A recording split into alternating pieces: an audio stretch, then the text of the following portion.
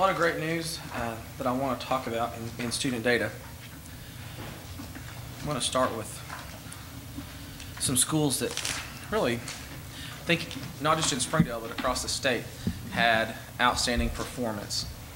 And probably the greatest of those is Springdale High School.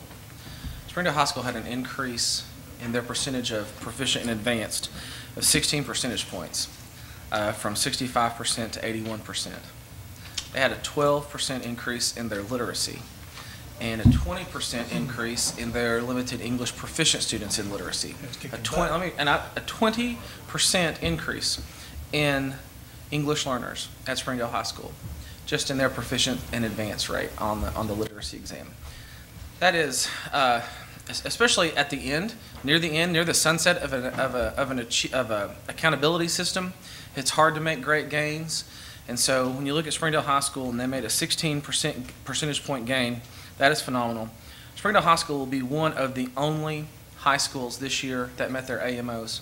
So they are technically called Focus Met Year 1, but they're an achieving school. There may be a few other high schools in the state that are achieving. There are no other large high schools in the state that are achieving. There are no other large high schools in Northwest Arkansas that are achieving.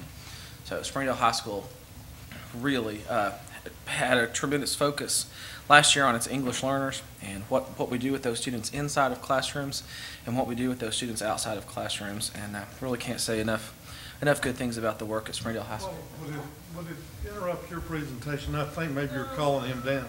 Yeah. Pete, come down and tell us how you did that. We can all learn from you. It's really amazing.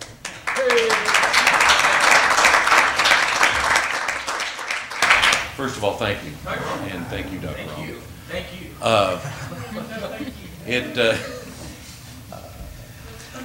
Hard work, just plain old hard work by our leadership team, by our teachers, by our students.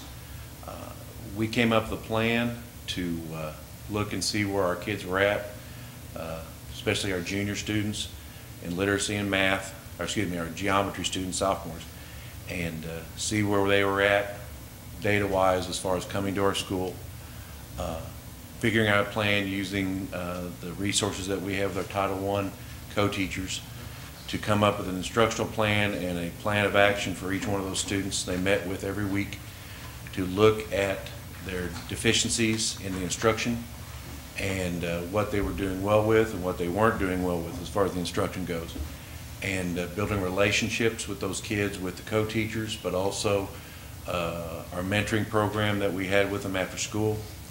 And I just couldn't be more prouder of a group of individuals that I get to be blessed to work with at Springdale High School, and our teachers and our instructional facilitators and my assistant principals.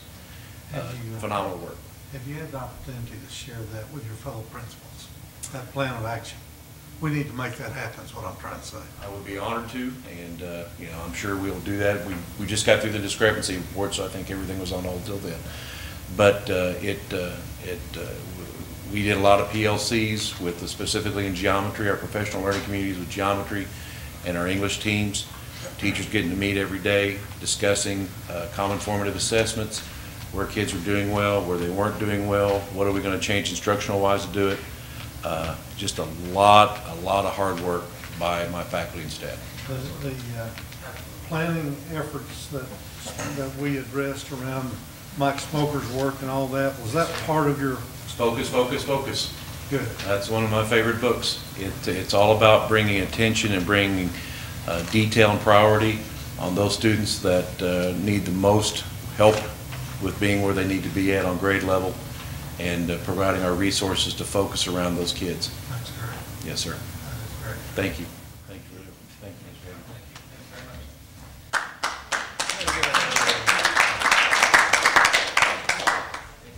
Chairman. Woof, woof.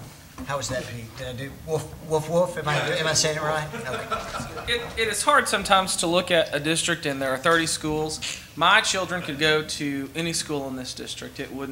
There's not a school that I would not want to send my kids to. They're all great. They're all different. They have great personalities, and it's hard to lift up a school and just put so much praise on them. And it makes me want to say, just to remind you, I've been in all the schools. and my kids could go to any of them. What happened at Springdale High School, was not a flash in the pan. You don't get a 16% increase with some bizarre fluke. It was a big deal, and I just really wanted to recognize that whole school for that achievement.